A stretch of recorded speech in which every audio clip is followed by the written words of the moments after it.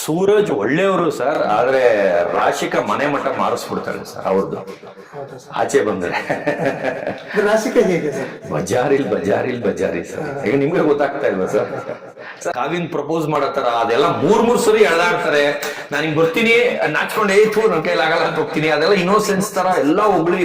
ಒಂದು ನಿಮಿಷ ಇದ್ದಂಗೆ ಇನ್ನೊಂದು ನಿಮಿಷ ಇರಲ್ಲ. ಒಂದ್ ನಿಮಿಷ ಬಂದು ನಾನು ಇನ್ನೊಂದು ವಿಷಯಕ್ಕೆ ಯಾರೋ ಬಂದು 1 hour ಜಗಳ ಆಡಿರ್ತಾರೆ, ನಾನು 1 ನಿಮಿಷದಲ್ಲಿ ಸಾಲ್ವ್ ಮಾಡ್ತೀನಿ ಆ ಜಗಳನ. ಎಲ್ಲ ಆಡೋರ್ಗು ನೋಡ್ತಾ ಇರ್ತೀನಿ, ನಾನು ಮಧ್ಯದಲ್ಲಿ ಮಾತಾಡಲ್ಲ. ಯಾಕಂದ್ರೆ ಅವಾಗ ಬಿಸಿ ಇರುತ್ತೆ, ಇಬ್ರು ಆಡ್ತಾನೆ ಇರ್ತಾರೆ, ಸ್ಟಾಪ್ ಮಾಡಲ್ಲ. ಅವಾಗ ಮಾತಾಡಕ್ ಹೋದ್ರೆ ನಾವೇ ಉಗಿಸ್ಕೋಬೇಕು. ಎರಡೂ ಆಗುತ್ತೆ. ಮಂಜು ಭಾಷಿಣಿ ಅವರು, ಅಶ್ವಿನಿ ಗೌಡ ಅವರು ಲಾಸ್ಟಲ್ಲಿ ಅಡುಗೆ ಮಾಡಲ್ಲ, ನೀನ್ ಮಾಡಲ್ಲ, ನಾನ್ ಮಾಡಲ್ಲ, ಕೆಲಸ ಮಾಡಲ್ಲ ಅಂತ ಕುತ್ಕೊಳ್ತಾರೆ. ಇವಾಗ ಹಂಗಿದ್ರೆ ಯಾರು ಊಟ ಎಲ್ಲಾರು ಹೆಂಗ್ ತಿನ್ನೋದು? ಮಾಡ್ಲೇಬೇಕು ಅಡುಗೆ. ಅದಕ್ಕೆ ಎಷ್ಟು ಆಡ್ತಾರೆ, ಬೆಳಿಗ್ಗೆ ಸಾಯಂಕಾಲದವ್ರು ಅಡುಗೆ ಮಾಡದೆ ಜಗಳ ಆಡ್ತಾರೆ ಸರ್. ಲಾಸ್ಟಲ್ಲಿ ಕರೆದುಬಿಟ್ಟು, ನೋಡಿ ನೀವು ಸಾರಿ ಕೇಳ್ತಿರೋ ಬಿಡ್ತಿರೋ, ನಮ್ಮ ಟೀಮಿಂದಾನೇ ತಪ್ಪಾಗಿರೋದು, ನಿಮ್ಮೆಲ್ಲರ ಪರವಾಗಿ ನಾನು ಸಾರಿ ಕೇಳ್ಬಿಟ್ಟು ಇವಾಗ ಅಡುಗೆ ಮಾಡಿ ಎಲ್ಲ ಸ್ಟಾರ್ಟ್ ಮಾಡಂಗೆ ನಾನು ಮಾಡಿ ಬರ್ತೀನಿ, ಯಾರು ಸೆಂಟ್ರಲ್ಲಿ ಕೊಯ್ಯ ಅನ್ಬೇಡಿ ಅಂದ್ಬಿಟ್ಟು ಹೇಳ್ಬಿಟ್ಟು ಹೋಗ್ತೀನಿ. 1 ನಿಮಿಷಕ್ಕೆ ಸಾಲ್ವ್ ಮಾಡ್ತಾ ಇರ್ತೀನಿ. ಅಲ್ಲಿ ಬಂದು ಕೊಕ್ಕಿ ಹಾಕ್ತಾನೆ, ಗಿಲ್ಲಿ ಬಂದು ತಿರ್ಗಾ ಹಾಳು ಮಾಡ್ತಾನೆ, ತಿರ್ಗಾ ದೊಡ್ಡದು ಮಾಡ್ಬಿಡ್ತಾನೆ ಜಗಳನ. ತಿರ್ಗಾ ಆಮೇಲೆ ಎಲ್ಲ ಮಾತಾಡಿ 1 ನಿಮಿಷದಲ್ಲಿ ಸಾಲ್ವ್ ಮಾಡ್ತೀನಿ. ಅವಾಗ ಧ್ರುವಂತ್ ಬಂದ್ಬಿಟ್ಟು ಹೇಳ್ತಾರೆ, ಬೇಷ್ ಅಂತಾರೆ. ಅಂದರೆ ಸಮುದ್ರ ಲೆಕ್ಕದಲ್ಲಿ ಆಗೋದನ್ನ ಇಲಿ ತರ ಮಾಡ್ಬಿಟ್ಟೆ ನೀನು ಅಂತ. ಅಂದ್ರೆ ಆ ತರ ಅರ್ಥ ಆಗಂಗೆ ಹೇಳ್ಬೇಕು. ಸುಮ್ಮನೆ ಕಿತ್ತಾಡ್ಬಿಟ್ರೆ ಇವ್ರಿಗೂ ಕಿರೀಟ ಇಲ್ಲ, ಅವ್ರಿಗೂ ಕಿರೀಟ ಇಲ್ಲ, ಯಾರಿಗೂ ಏನು ತಲೆ ಮೇಲೆ ಕೊಂಬು ಬರಲ್ಲ. ಈಗೋ ಪ್ರಾಬ್ಲಮ್ಮು. ನಾನು ಹೋಗಿ ಕೇಳಲ್ಲ, ನೀವು ಬೇಡ, ನಿಮ್ಮೆಲ್ಲರ ಮುಂದೆ ನಾನು ಕಾಲಿಗೆ ಬಿದ್ದು ಸಾರಿ ಕೇಳ್ತೀನಿ. ಯಾಕಂದ್ರೆ ನಮ್ಮ ಟೀಮಿಂದ ಸೇವಕರಿಂದ ಪ್ರಾಬ್ಲಮ್ ಆಗಿರೋದು, ಅವ್ರು ರಾಜ ಮಾತೆಯರು. ನಾನು ಹೋಗಿ ಸಾರಿ ಕೇಳಿ ಅಡುಗೆ ಕಂಟಿನ್ಯೂ ಮಾಡ್ತೀವಿ ಅಂತೆಲ್ಲ ಇದು ಮಾಡ್ತೀನಿ ಅಂದರೆ ನಾವು ಕೇಳಲ್ಲ ಅಂತಾರೆ. ಕೇಳಿದ್ರೆ ಏನಾರ ಸೌದ ಗೊತ್ತಾ? ಇಲ್ಲ ಕೇಳದೆ ಇದ್ರೆ ಯಾರಿಗೂ ಊಟ ಇಲ್ಲ, ನಿಮಗೂ ಇಲ್ಲ, ಅವ್ರಿಗೂ ಇಲ್ಲ, ಎಲ್ಲ ಹಸ್ಕೊಂಡಿರ್ಬೇಕು. ಎಷ್ಟು ದಿನ ಇರ್ತೀರ? ನಾ 1-2 ದಿವಸ ಇರ್ತೀನಿ ನಾನು ಆರಾಮಾಗಿ, ನೀವು ಎಷ್ಟು ದಿನ ಇರ್ತೀರ ಅಂತ ಮಾತಾಡಿ 5 ನಿಮಿಷಕ್ಕೆ ಸಾಲ್ವ್ ಮಾಡ್ತೀನಿ ಸರ್. ಅದು ಬೇಷ್ ಅಂತಾನೆ. ಇನ್ನು 5 ನಿಮಿಷಕ್ಕೆ ಬಂದು ಬೈತಾನೆ. ಈಗ ಒಳಗಡೆ ಅದೇ ರೀತಿನ ಸರ್. ಈಗ ಒಬ್ಬರ ಹತ್ರ ಜೊತೆಗೆ ಚೆನ್ನಾಗಿರ್ತಾರೆ, ತಂದಿಡ್ತಾನೆ, ಬೇರೆಯವ್ರ ಹತ್ರ ಹೋಗ್ತಾರೆ, ಇವ್ರದೆಲ್ಲ ಕ್ಯಾರೆಕ್ಟರ್ ಸರಿ ಇಲ್ಲ ಸರ್, ಕ್ಯಾರೆಕ್ಟರ್ ಸರಿ ಇಲ್ಲ. ಅದ್ರ ಮತ್ತೆ ಇಷ್ಟ ಬೇಗ ಬರ್ಬೇಕಿತ್ತಲ್ಲ ಸರ್, ಮತ್ತೆ ಯಾಕೆ ಬರ್ತಾ ಇಲ್ಲ ಹೊರಗಡೆ? ಇವಾಗ ಜನ ಬಂದು ಜಗಳನೇ ಕೇಳೋದು, ಆಮೇಲೆ ಕೆಟ್ಟ ಕೆಲಸನೇ ವ್ಯಾಲ್ಯೂ ಕೊಡ್ತಾ ಇರೋದು. ಇವಾಗ ನಾವು ಒಬಿಡಿಯಂಟ್ ಆಗಿದ್ದೆ, ಒಳ್ಳೆಯವನ್ ಅನ್ಸ್ಕೊಂತಿದೆ, ಲೆಟ್ರಿನ್ ತೊಳಿತಿದೆ, ಅದೇನು ಲೆಕ್ಕಕ್ಕೆ ಬರಲ್ಲ. ನಾನು ಅನ್ಕೊಂಡೆ ಒಳ್ಳೆಯವನ್ ಅನ್ಸ್ಕೊಂಡ್ರೆ ವ್ಯಾಲ್ಯೂ ಅಂತ ನನ್ನ ಸ್ಟೈಲಲ್ಲಿ ಇದೆ. ನಾನು ಇಲ್ಲಿ ಮನೇಲಿ ಹೆಂಗಿರ್ತೀನಿ ಹಂಗಿದ್ದೆ, ನೀಟಾಗಿ ಎಲ್ಲ ಕೆಲಸ ಹೇಳ್ದೆ ಮಾಡಿಸ್ಕೊಳ್ಳೋದು, ಆಮೇಲೆ ಬೇರೆಯವ್ರ ಕೆಲಸನ ನಾನು ಮಾಡೋದು, ಹಂಗೆ ಹೊಗಳಿಸ್ಕೊಂಡು ಮನೆಯವ್ರ ಕೈಲಿ 3 ಸಲ ಚಪ್ಪಾಳೆ ತರಿಸ್ಕೊಂಡಿದ್ದೀನಿ, 1 ಸಲ ಕಣ್ಣೀರು ಹಾಕಿದ್ದೀನಿ. ಇನ್ನೂ 5 ಜಗಳ ಆಗಿದೆ. ಅದು ನನ್ನ ವಿಷಯಕ್ಕಲ್ಲ, ಬೇರೆಯವ್ರ ವಿಷಯಕ್ಕೆ ಜಗಳ ಆಗಿದೆ. ಅದು ನನ್ನ ಹತ್ರಕ್ಕೆ ಬುಡಕ್ ಬಂದಾಗ ಅದೆಲ್ಲ ಹಾಕೇ ಇಲ್ಲ. ಅದೆಲ್ಲ ಒಳ್ಳೆ ಜಗಳ ಅದೆಲ್ಲ ಹಾಕಿಲ್ಲ. ಆಮೇಲೆ ತುಂಬಾ ಹೊಗಳಿಸ್ಕೊಂಡು ನಂದು ಕಾಮಿಡಿ ಮಾಡ್ತಾರೆ, ಕಾವಿನ್ ಪ್ರಪೋಸ್ ಮಾಡತ್ತಾರ, ಅದೆಲ್ಲ 3 ಸರಿ ಎಳ್ದಾಡ್ತಾರೆ. ನಾನು ಹಿಂಗೆ ಬರ್ತೀನಿ ನಾಚ್ಕೊಂಡು ಏತು ನನ್ನ ಕೈಲಾಗಲ್ಲ ಅಂತ ಹೋಗ್ತೀನಿ. ಅದೆಲ್ಲ ಇನ್ನೋಸೆನ್ಸ್ ತರ ಎಲ್ಲ ಹೊಗಳಿ, ನಿಮ್ ಇನ್ನೋಸೆನ್ಸ್ ಸೂಪರ್ ಅಂತೆಲ್ಲ ಹೊಗಳ್ತಾರೆ. ಅಂದ್ರೆ ಬೇರೆಯವರಾದ್ರೆ ಸಿಕ್ಕಿದ್ರು ಸಾಕು ಮೈ ಹಿಡ್ಕೊಳ್ಳೋದು, ಕದ್ಕೊಳ್ಳೋದು, ಮುಟ್ಟಕ್ಕೆ ಟ್ರೈ ಮಾಡ್ತಾರೆ, ಹುಡುಗಿ ಸಿಕ್ಕಿದ್ಲು ಸಾಕು ಅಂತ.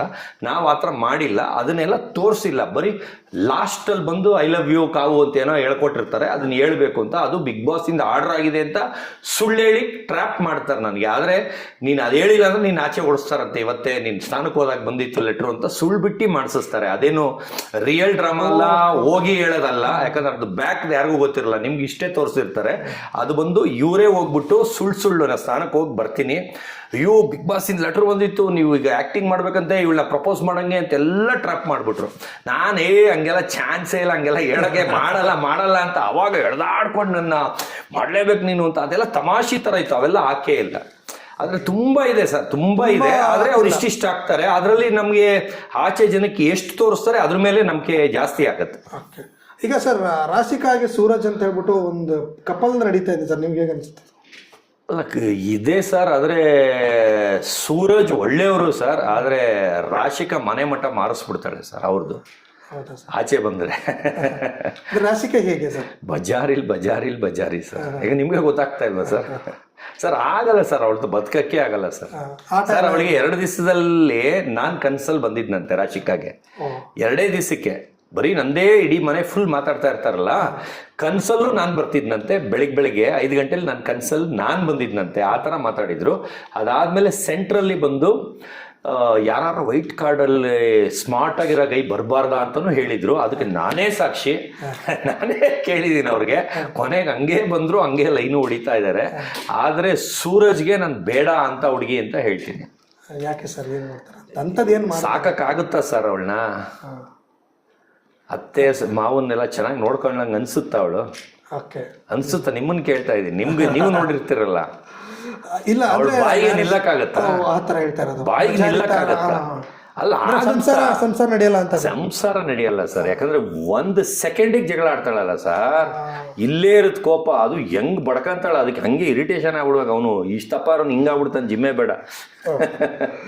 Okay sir. ರಘು ಒಳ್ಳೆಯವರು ಸರ್, ರಘು ಒಳ್ಳೆಯವರು, ಪಾಪ ಜೆಂಟ್ಲ್ಮ್ಯಾನ್, ತುಂಬಾ ಒಳ್ಳೆಯವರು. ಅಂದ್ರೆ ಕೋಪ ಜಾಸ್ತಿ ಇದೆ ಅನ್ಸುತ್ತೆ, ಬಟ್ ಇಲ್ಲ ಸರ್, ಕೋಪನು ಜಾಸ್ತಿ ಇಲ್ಲ. ಇವ್ರಂಗ್ ಮಾಡ್ತಾ ಇದಾರೆ ಮಿಕ್ದವರು, ಅದರಲ್ಲಿ ತುಂಬಾ ಕಡಿಮೆ ಕೋಪನೇ ತಗೊಳ್ತಾ ಇದಾರೆ. ಅವ್ರೇನು ಓವರಾಗಿ ಹೇಳ್ಕೊಂಡಿದ್ರು ನಂಗೆ ಕೋಪ ಜಾಸ್ತಿ ಆದ್ರೂ ನಾನು ತಡ್ಕೊಳ್ದೆ. ಯಾಕಂದ್ರೆ ನಾನು ಹಂಗೆ ತಡ್ಕೊಂಡಿ ಸರ್, ನಾನು ಎಲ್ಲಾರ್ಗಿಂತ ಕೋಪ ಜಾಸ್ತಿ ಸರ್. ನಾನು ಏನೇನು ಮಾಡಿದೀನಿ ವರ್ಲ್ಡ್ ಅಲ್ಲಿ ನನ್ನ ಮಗನು ಮಾಡಿರೋಕ್ ಚಾನ್ಸ್ ಇಲ್ಲ ಸರ್. ಒಂದು ಡಾನ್ ಆಗ್ಲಿ ಅದೆಲ್ಲ ಆಲ್ರೆಡಿ ಇಂಟರ್ವ್ಯೂ ಕೊಟ್ಟಿದ್ದೀನಿ. ಆ ಲೆವೆಲ್ ಅವಾಲೆ ಸ್ಪೀಕರ್ ಇಲ್ಲದೆ ಇದ್ದಾಗ ನಿಮ್ಗೆ ಹೇಳಿದೀನಿ. ಆ ತರ ನನ್ನ ಮಗ ಮಾಡ್ತಾರೆ ಸರ್. ಅಷ್ಟು ಕೋಪ ಆದ್ರೆ ಅಲ್ಲಿ ಅಗ್ರಿಮೆಂಟ್ ಆಗಿರುತ್ತೆ, ಅಲ್ಲಿ ಏನು ಮಾಡಂಗಿಲ್ಲ, ಹೊಡಿಯಂಗಿಲ್ಲ, ಬಡಿಯಂಗಿಲ್ಲ.